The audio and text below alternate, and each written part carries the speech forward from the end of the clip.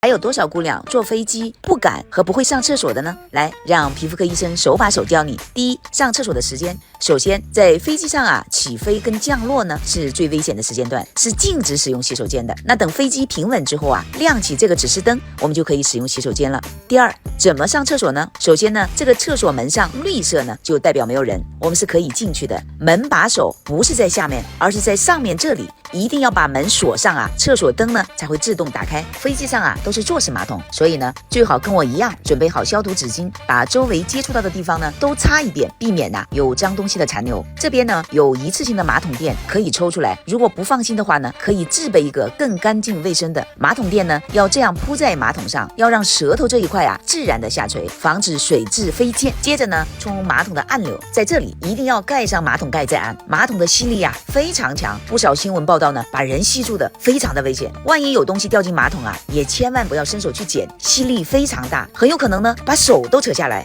第三呢，上完厕所要洗手，上完了一定要记得洗手。水龙头是按压出水的，洗手液呢在这边，注意千万不要把纸巾扔进垃圾桶，这上面的菌都是你看不到的，所以洗完后最好直接甩干。码出这篇呢坐飞机上厕所指南，公共区域还是要多留点心，才能对自己放心。出门在外呢，一定要时刻注意卫生。